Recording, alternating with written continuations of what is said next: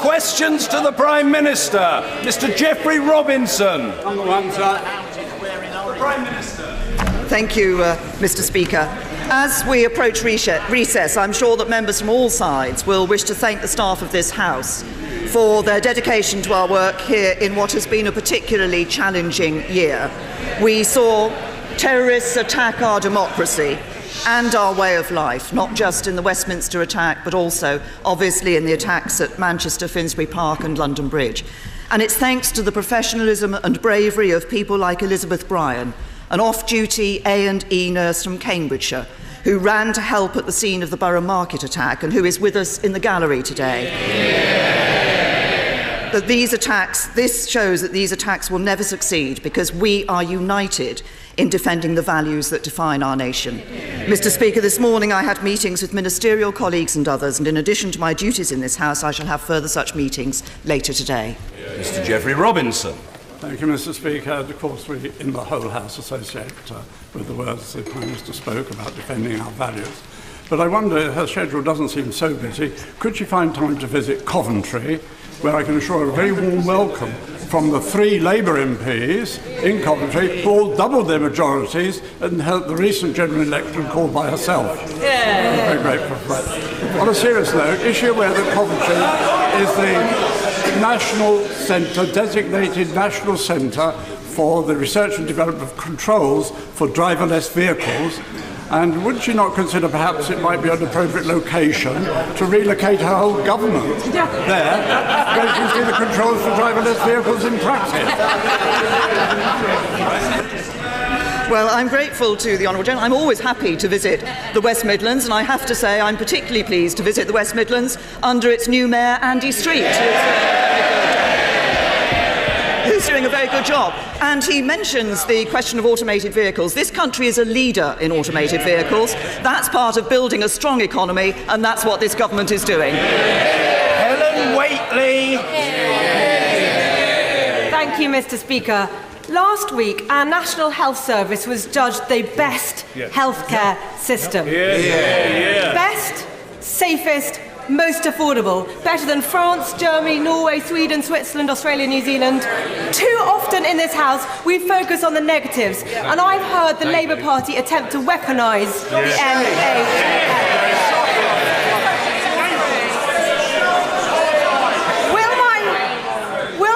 Honourable friend, and I hope the Leader of the Opposition, when he stands, congratulate NHS staff on their skills, dedication,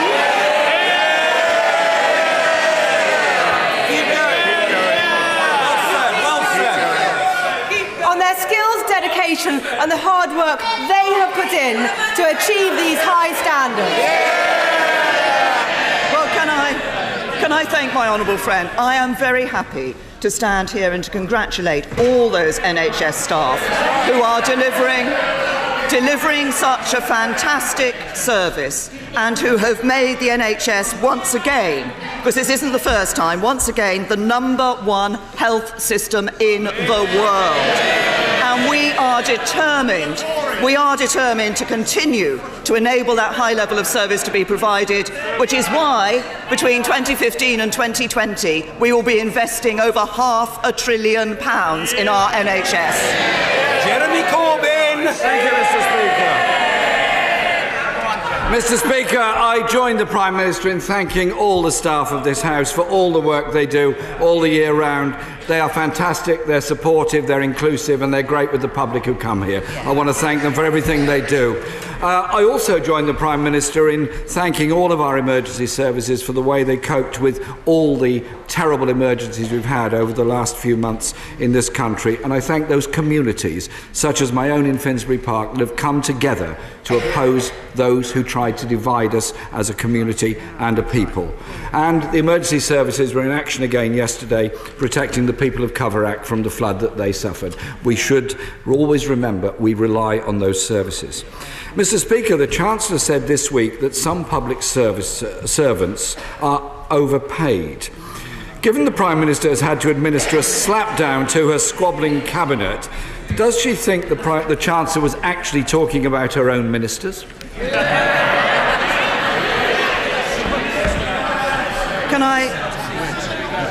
Can I first of all join the right honourable gentleman, not only in praising the work of our emergency services, but also in recognising the way in which, after the terrible terrorist attacks we've seen, and of course the Grenfell Tower fire, that appalling tragedy, the way in which we have seen communities come together and support those who have been victims of those terrible incidents that have taken place. And I was very pleased to see Nose to be able to visit Finsbury Park after the attack that took place there and see for myself the work that had been done in that community and the work that he had done over that night in working among his constituents to ensure that the community came together after that terrible attack.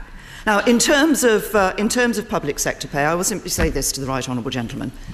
I recognise, as I said when I stood on the steps of Downing Street a year ago, that there are some people in our country who are just about managing. They find life a struggle.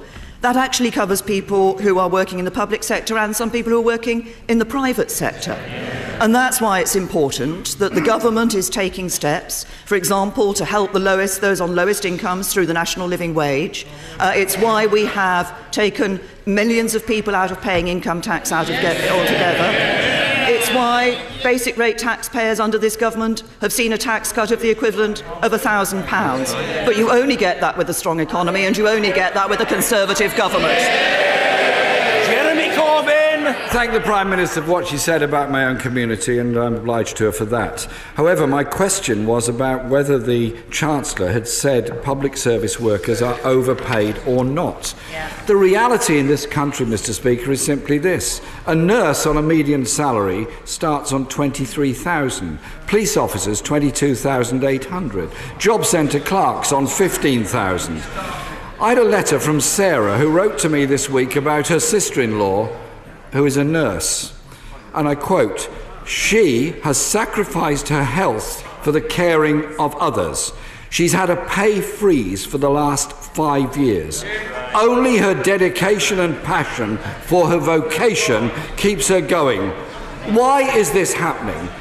What does the Prime Minister say to Sarah and those others working in our NHS? Say to the right honourable gentleman, what I say to Sarah and to those working in the National Health Service is that we recognise the excellent work that they're doing. We recognise the sacrifice that they and others have made over the last 7 years. That sacrifice has been made because we had to deal with the biggest deficit in our peacetime history, left by a Labour government. And as we look at public sector pay,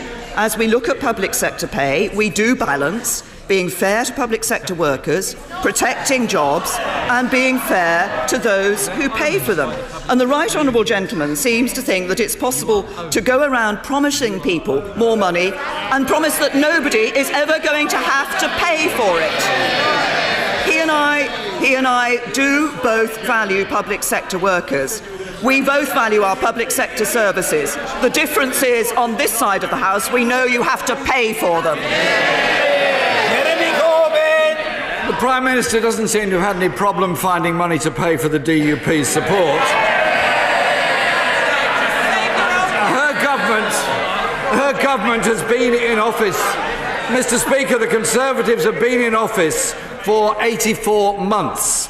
52 of those months have seen a real fall in wages and income in our country. And in the last Prime Minister's question time before the general election, the same Prime Minister said, and I quote, "Every vote for me is a vote for a strong economy with the benefits felt by everyone across the country." Does the Prime Minister agree you cannot have a strong economy when 6 million people are earning less than the living wage? I'll tell the right honourable gentleman when you can't have a strong economy. It's when you adopt Labour Party policies of £500 billion extra borrowing, which will mean more spending, more borrowing, higher prices, higher taxes and fewer jobs. The Labour government crashed the economy. The Conservative government has come in. More people in work, more people in jobs, more investment.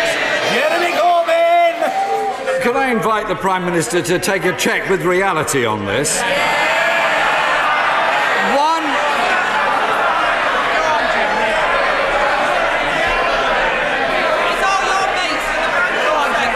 Mr. Speaker, 1 in 8 workers in the United Kingdom, that is 3.8 million people in work, are now living in poverty. 55% of people in poverty are in working households. The Prime Minister's lack of touch with reality goes like this. Low pay in Britain is holding people back at a time of rising housing costs, rising food prices and rising transport costs. It threatens people's living standards, and rising consumer debt and falling savings threatens our economic stability. Why doesn't the Prime Minister understand that low pay is a threat to an already weakening economy? What? The best route out of poverty is through work. And what we now see is hundreds... Order. The question has been asked. The Prime Minister's answer must, and however long it takes, it will be heard. The Prime Minister. The best route out of poverty is through work. That's why it's so important that over the last 7 years we have seen 3 million more jobs being created in our economy. It's why we now see so many thousands of people in households with work rather than in workless households. Many more, hundreds of thousands more children being brought up in a household where there is work rather than a failure to have work. That's what's important. But what's important for government as well is to ensure that we do provide support to people. That's why we created the national living wage. That was the biggest pay increase for people on lowest incomes ever. When did the Labour Party ever introduce the national living wage? Never. That was a Conservative government on a Conservative record. Mr. Speaker, it was Labour that first introduced the minimum wage with opposition from the Conservative Party. Mr. Speaker, wages are lower than they were 10 years ago, and the Prime Minister has been in office for just 1 year, and during that time disposable income has fallen by 2%. The economic consequences of austerity are very clear, and so are the social consequences. Life expectancy stalling for the first time in 100 years. Today, the IFS forecasts that income inequality is going to get worse and that child poverty will rise to 5 million by 2022. Does the Prime Minister... Order! Members are shouting, and shouting excessively. They must calm themselves, take some sort of soothing medicament. Jeremy Corbyn. I'll try and help the honourable member, Mr. Speaker. Does the Prime Minister not realise that her talk of a strong economy doesn't remotely match the reality that millions of people face with low wages and poverty at home? The Right Honourable Gentleman is, of course, wrong in some of the facts that he's putting forward. In fact, inequality is down, life expectancy is continuing to rise. But what we know in terms of a strong economy is that what will not deliver a strong economy for this country is Labour's policies of more borrowing, more spending, higher taxes and fewer jobs. And what the Right Honourable Gentleman wants is a country that is living beyond its means. That means making future generations pay for his mistakes. That's Labour's way, and the Conservatives will never do that. Mr. Speaker, what we want is a country where there are not 4 million children living in poverty, where homelessness does not rise every year. And I look along that front bench opposite, Mr. Speaker, and I see a cabinet bickering and backbiting while the economy gets weaker and people are pushed further into debt. Well, you could try talking to each other. Mr. Speaker, the economy is... Order! The Honourable Gentleman for Stratford-upon-Avon is gesticulating in a distinctly eccentric manner, and he must stop doing so. Shakespeare's county deserves better. Jeremy Corbyn. Mr. Speaker, the reality is wages are falling, the economy is slowing, the construction sector in recession, trade deficit widening, and we face crucial Brexit negotiations. Isn't the truth that this divided government is unable to give this country the leadership it so desperately needs now to deal with these issues? I'll tell the right honourable gentleman the reality. The reality is that he is always talking Britain down, and we're leading Britain forward. And let's look at the record of the Conservatives in government.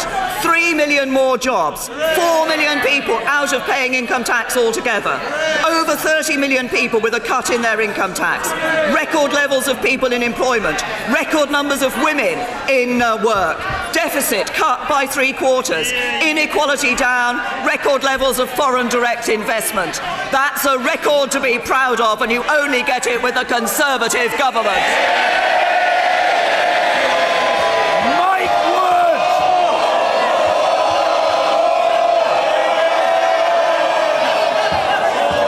I don't think the honourable gentleman knew how popular he was. Mike Wood. Again. The Black Country flag has come under attack from the other sides of this chamber in recent days.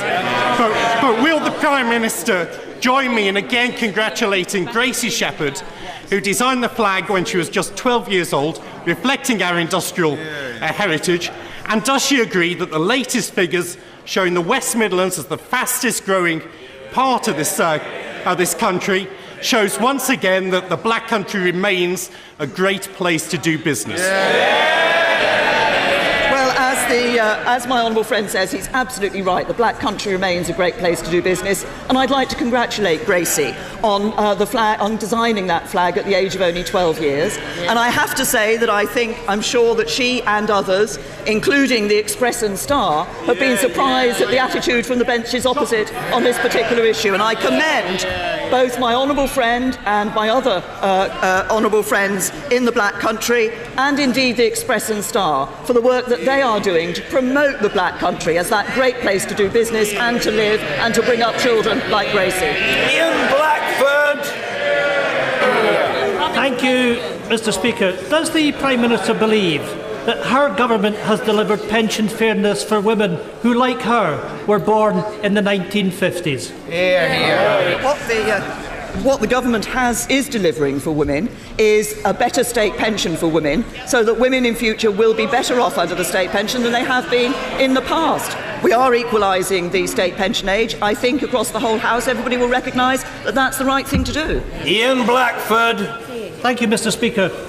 The Prime Minister has found up to £35 billion for Hinkley Point C nuclear power station. Up to £200 billion to replace the Trident missile system, and £1 billion for a deal with the DUP just so she can keep her own job. She seems to be able to shake the magic money tree when she wants to. Can the Prime Minister now end the injustice for those women who are missing out on their pension before she herself thinks about retiring? Yes.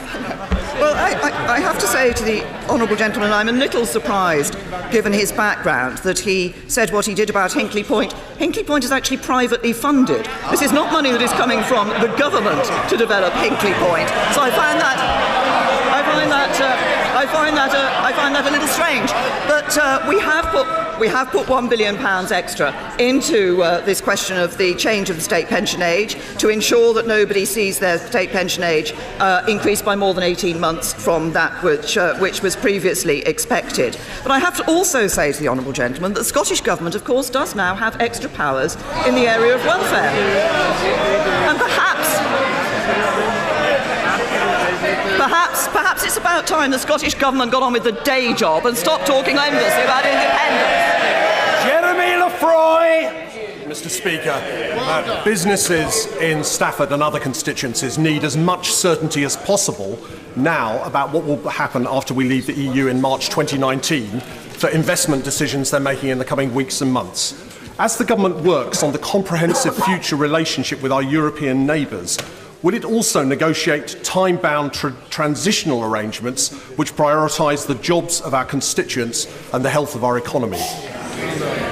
My honourable friend is absolutely right. As I've said in this chamber and elsewhere before, we want to avoid a cliff edge for businesses because people want to know where they stand and to be able to carry on investing in the UK and creating those jobs that we've seen being created. There will be, as I've also said before, once we've negotiated through this 2-year period what the end state relationship for the UK and the European Union will be in the future, it will then be necessary to have an implementation period when people are able to adjust to that new end state that is coming in. There'll be some very practical things that will need to be done during that period, and as part of the negotiations it will be important for us to agree what that implementation period or periods is and what the arrangements will be during that. Kirsty Blackman. Thank you very much, Mr. Speaker. Mr. Speaker, since Winnie Ewan's maiden speech 50 years ago this year, SNP MPs and MSPs have been arguing for the voting age to be lowered. Mr. Speaker, in recent elections, young people have proven themselves to be the most knowledgeable and most engaged that they have ever been.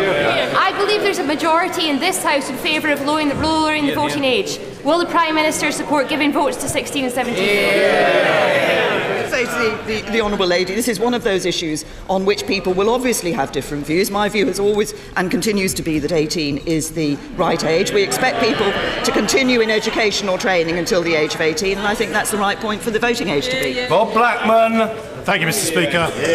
In Harrow and up and down the country, young people will be eagerly anticipating their A-level results to see if they will qualify for a university education. Could my right honourable friend confirm the dramatic increase of people from disadvantaged backgrounds going to universities? And can she think of anyone that should apologise for misleading the British public? That's right.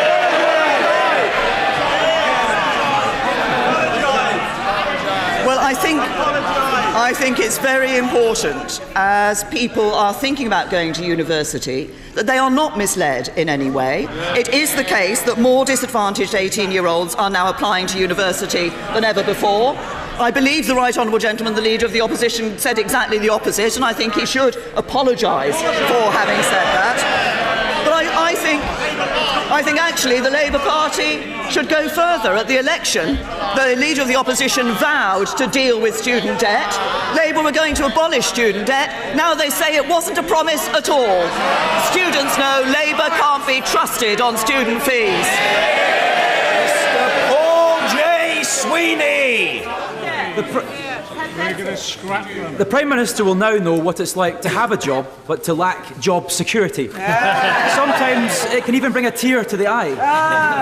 Given her newfound empathy for millions of workers in insecure work, why is she now cutting 6 DWP job centres in Glasgow and also back office staff at Springburn in my constituency, where unemployment is twice the national average? Well, can I start by welcoming the Honourable Gentleman to his new job in this House.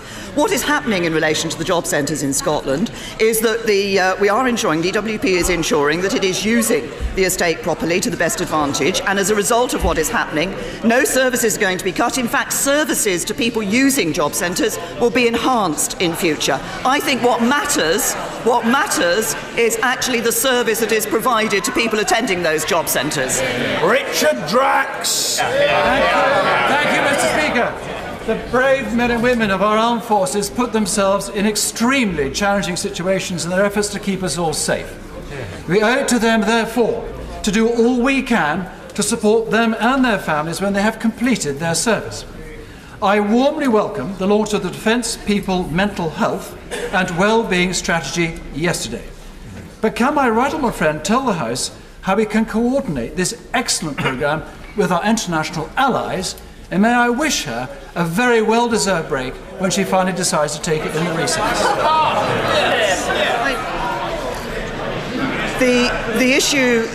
The issue my honourable friend has raised is a very important one. I think across this House we recognise the importance of ensuring that we are providing that support to those who are in our services and our veterans. And this issue of mental health and well-being is very important, and I welcome the new strategy that for mental health and well-being in the armed forces that has been produced. And I'd also like to pay tribute to the tireless work, particularly on the issue of mental health, of my honourable friend, the member for Plymouth Moorview, because he's been working since he came into this House on this issue. But my honourable friend raises an important issue. This isn't just something for us in the UK. We need to see how we can work internationally on this, which is why we actually launched the strategy at an international conference. My right honourable friend, the Secretary of State for Defence yesterday, launched this as an international conference with counterparts from the United States, Australia, Canada and New Zealand. We will all campaign against the stigmas around mental health so that members of our armed forces and our veterans can get the help that they need. Dan Carden. Thank you, Mr. Speaker. In Liverpool Walton, my constituency, almost 40% of children are growing up in poverty. Shame. With schools closing this week and local support services cut to the bone, austerity bites and kids don't get fed. The Prime Minister's mission, as she says it, is to make Britain a country that works for everyone. What is she doing now to stop kids going hungry this summer in Liverpool Walton? Can I first of all welcome the honourable gentleman again to his place in this House. And he's right that it is important that we look at the provision that is made in school for children. We look at this issue of households and poverty. But as I said to his right honourable friend, the Leader of the Opposition, the best way that we can deal with poverty, the best route out of poverty, is for people to get into the workplace and then for us to ensure that there are other jobs, better paid jobs being provided for people in the workplace in the future. Lucy Allen. Thank you, Mr. Speaker. A young woman in Telford who gave evidence in a horrific child sexual exploitation case 5 years ago is living in fear. The perpetrator, who received a 22-year sentence, is about to be released early. CSE victims are too often overlooked and ignored. Does the Prime Minister agree with me that CSE victims should be properly consulted upon the release of perpetrators and that in this case the perpetrator should not be returned to Telford? This is a very important issue that my honourable friend has raised, and we all know that child sexual exploitation is an absolutely horrific crime that takes place, and it is absolutely right that if victims are going to come forward to report this abuse, they need to know that they're going to have the support and they can have the confidence that they can do that and be confident in their future security and safety as well. Now, the Victim Contact Scheme is supposed to treat victims properly, and it is supposed to ensure that consideration is given to victim-related conditions when they're looking at an offender's licence and somebody being released. What I say to my honourable friend is if she would like to write to my right honourable friend, the Justice Secretary, with the details of the case, then he will look at it very carefully. Ian Murray. Thank you, Mr. Speaker. The Interim Prime Minister has repeatedly refused to answer the question from my right honourable friend, the Leader of the Opposition. So may I try again? It was reported at the weekend by his own Cabinet colleagues that the temporary Chancellor said that some public sector workers were overpaid. So can't she tell the House and the country and those public sector workers which ones she thinks are overpaid, which ones she thinks are underpaid, and what she's going to do about it? As I said earlier, I recognise that there will be people working in the public sector who do find life a struggle, who are just about managing. There will be people working in the private sector who are in the same place as well. I also say to the honourable gentleman that, as we've seen in the figures that have been released today, there are some people working in the public sector who are very well paid.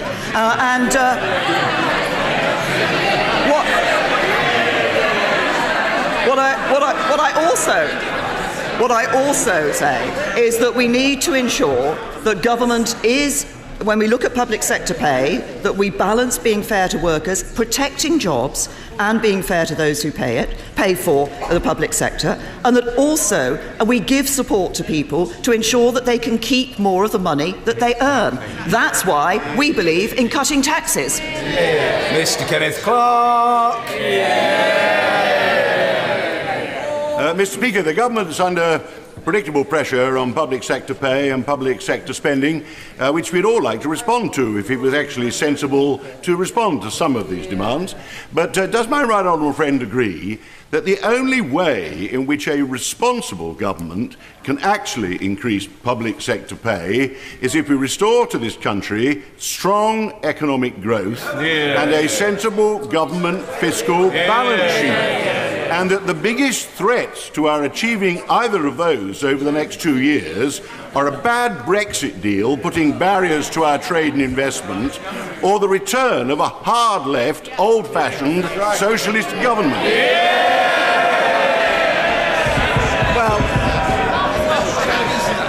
My right honourable friend is absolutely right, and as a very successful former Chancellor of the Exchequer, with expertise on this particular issue, he's right that we need to get a good Brexit deal, but he's also right that the policies of the Leader of the Opposition and the Shadow Chancellor, were they ever to get the opportunity of putting them into practice, would not lead to more money for nurses or more money for our National Health Service or more money for our public sector.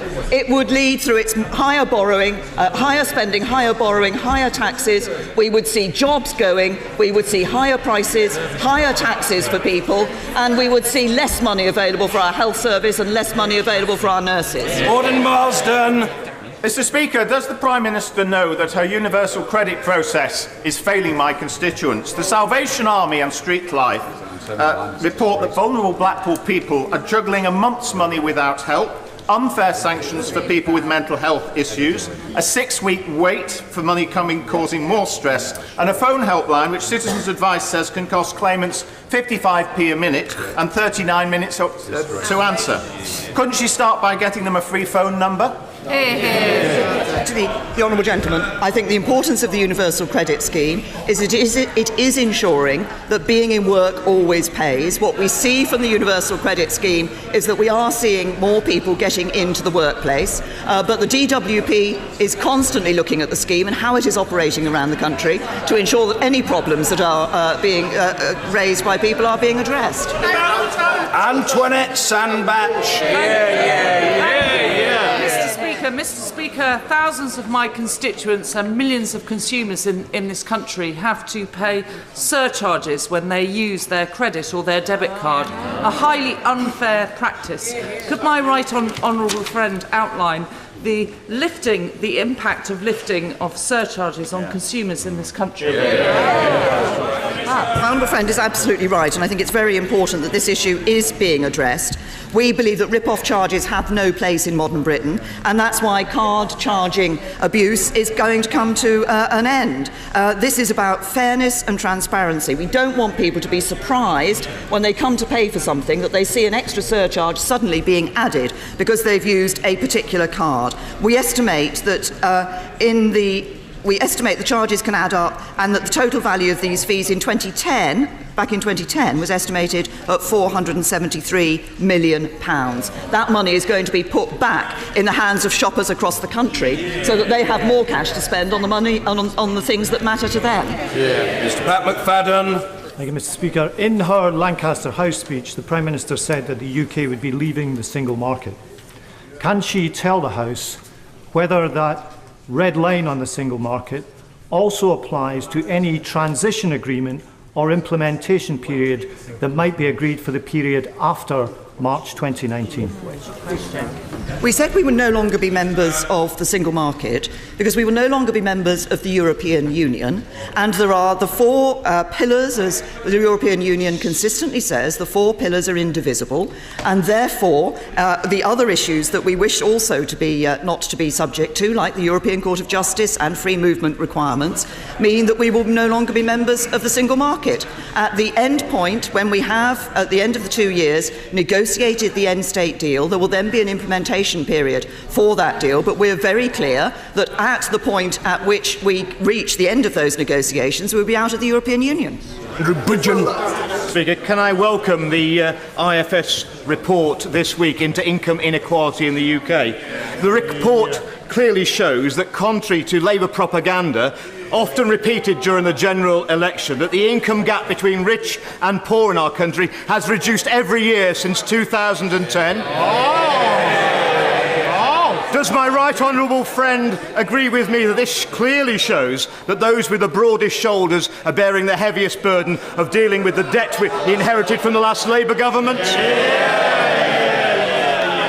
No, my honourable friend is absolutely right. The IFS report very clearly shows what he has said today. And as we know, the top 1% of taxpayers are bearing 27% of the tax burden. That is a higher burden than in any year under the Labour government. Ms Haig. Mr. Speaker, NHS England commissioned child and adolescent mental health beds at a private hospital in my constituency, which recently received a damning CQC report. The CQC found the hospital was unsafe, not least because on inspection they found a young woman with MRSA with open wounds on a ward. Does the Prime Minister share my concern that a shortage of mental health beds risks the NHS placing very vulnerable young people in unsafe environments? And will she consider giving NHS England the responsibility and the resources to investigate the quality of care before they commission? I think the Honourable Lady has raised a very significant point. First of all, on mental health, of course, we are boosting the funding that is going into mental health in the National Health Service. We're taking a number of, and across the picture, across government, in terms of dealing with mental health, and we're taking a number of steps to improve mental health. But she's raised a very particular case, which I'm sure everybody around this House would have been concerned to hear, and I will ensure that the Secretary of State looks into the case that she's raised. Nusrat Ghani. Daesh's atrocities have failed to deliver a caliph and the fictional caliphate. Does my right honourable friend agree with me that our international partners must provide resources and commitment to apply international law and bring prosecutions against Daesh fighters and those who choose to partner with them, making it clear that wherever a death cult terrorist hides, we will find them and hold them accountable for their barbaric crimes? My honourable friend is absolutely right about this. It is important that those who have committed these horrific crimes are brought to justice. We have done good work as United Kingdom in helping those in these theatres to actually be able to see how they can collect evidence that can be then used in prosecutions. We want to do this work internationally through the United Nations, and it's an issue that, in fact, yesterday I was speaking to Prime Minister Abadi of Iraq about, and we want to work with them and others to ensure that we can send the very clear message that my honourable friend has identified. Sarah Jones. Thank you, Mr. Speaker. Does the Prime Minister agree that the huge increase in knife crime has tragic consequences for families in constituencies like mine? What will the Prime Minister do to work with me and other MPs across this House to find solutions to this blight on young lives, including looking again at the budget for policing? Well, can I also welcome the Honourable Lady to the House, to her place in the House. Her presence here, of course, has enabled me to have a very good Chief of Staff appointed into my office in number 10. So, but she raises this issue.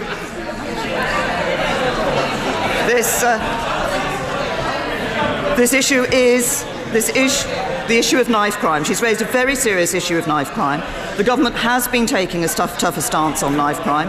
We do think this is an issue. We've done this in a whole variety of ways, so that now if you carry a knife in public, you are much more likely to go to prison. But we do recognise there's more to do in this area. That's why yesterday my right honourable friend, the Home Secretary, did announce plans to consult on new offences to toughen up knife crime laws, including restricting the online sale of knives. We've done some of that already. We think there is more for us to do, and banning possession of dangerous or offensive weapons on private property. So the Honourable Lady's raised an issue that I think is important. The government has been addressing this. We recognise we need to do more, and that's what my right honourable friend, the Home Secretary, is doing. Sir Edward Lee. Before the election, the government committed to removing the faith-based cap for free schools and even included this promise in our election manifesto. Catholic dioceses up and down the country are anxious now to open free schools, and some have even purchased sites. Will the Prime Minister commit her government to honouring a solemn pledge in our own manifesto? My honourable friend will recognise that the reason that we put that in our manifesto, and indeed the reason it was in the Schools Green Paper that we published before the election, was that we do believe it's important to enable faith schools to more faith schools to be set up and faith schools to expand. This is an issue that my right honourable friend, the Secretary of State for Education, is considering, and she will be publishing further details on our overall view in terms of improving school diversity and encouraging more good school places to be created in the near future. And Lucas. Thank you, Mr. Speaker. Last week, the Prime Minister refused to make public a report on the foreign funding of extremists in the UK, despite pressure from all sides of this House and beyond. With survivors of 9/11 last night also urging her to make this report available, will she explain if her refusal is simply because the contents of the report will embarrass the government's friends in Saudi Arabia? Or is it because ministers care rather more about arms sales to Riyadh than they do about public safety in Britain? It is absolutely nothing to do with that. There is certain confidential information in the report that means that it would not be appropriate to publish it, but my right honourable friend, the Home Secretary, has made it available on a Privy Council basis to opposition parties. Rebecca Powell. Thank you, Mr. Speaker. And Mr. Speaker, for signs of the strong economy that the Prime Minister has so eloquently been outlining this morning, you need look no further than Taunton Dean. It is a microcosm of the national picture, with record house building, record employment and record government investment in road schemes like the A358 and the expansion of Junction 25. And would the Prime Minister agree with me that to further fuel the economic success that this government is overseeing, these key road projects should not just speed up traffic and ease congestion, but also unlock more jobs, further fueling the rise in productivity? Well, I'm very happy to recognise Taunton Dean as a microcosm of the excellent economy that we see across the country. And my honourable friend has made an important point, and it's a point that the government readily understands and accepts. That is the importance of investing in infrastructure in order to boost our economy. That's why at the autumn statement last year, my right honourable friend, the Chancellor of the Exchequer, was able to announce the £23 billion in the National Productivity Investment Fund. A considerable portion of that will be going into infrastructure, and we fully recognise the importance not just of large-scale transport projects like Crossrail, like HS2, like the expansion of Heathrow, but also of investment in projects at a more local level if we're going to unlock further economic growth in areas like Taunton Dean. Siobhan McDonough. Thank you, Mr. Speaker. Without legal powers, funds, criteria, or schools or Parliament open, Epsom and St Helier Trust are once again consulting on the closure of the hospital and the building of a new £400 million hospital in Belmont. After 5 consultations over 18 years, wasting £40 million of taxpayers' money, isn't it time for the Prime Minister to step in and put a stop to it and allow this important hospital to get on with the day job? I'll say to the honourable lady that I understand Epsom and St Helier Trust are indeed seeking views on future specialist care at the Trust and how the existing buildings can be improved. I understand these discussions are at an early stage. No final decisions have been made, and any proposals for major service change will be subject to a full public consultation. Vicky Ford. Mr. Speaker, not only has the Institute for Fiscal Studies said that we have the lowest income gaps for a decade, but the Office of National Statistics has also said that Britain has some of the lowest levels of persistent poverty in all of Europe. Very good. Does my right honourable friend agree that it is right that this country is governed by the true facts and not the fake news, and that this government is committed to building a strong economy for all? Well, can I start by welcoming my honourable friend to her place in this chamber, and can I say she's absolutely right. We owe it to our constituents, we owe it to the public, that we actually ensure that when we debate these issues, we debate them on the basis of the facts and not on the sort of basis of the sort of fake news that we hear all too often being put forward in this chamber. Finally, Jack Dromey. Mr. Speaker, Lakeside Children's Centre is a lifeline for often struggling kids and their parents in one of the poorest wards in Britain, giving them the best possible start in life. Yet Lakeside and 26 children's centres now face closure in Birmingham. Does the Prime Minister understand that the consequences of her actions, £700 million of cuts to the City Council's budget, is having devastating impact on the provision of children's centres, and will she act properly to fund and reverse the tidal wave of closures that will otherwise have a devastating impact on the life chances of a whole generation of children? Well said. Well, can I say to the honourable gentleman that obviously decisions on this issue are being taken by the Birmingham local authority, but it ill behoves any member of the Labour Party to stand up in this House and complain about the issues that we've had to address with public spending, because they are the direct result of the failure of a Labour government to manage our economy. Order!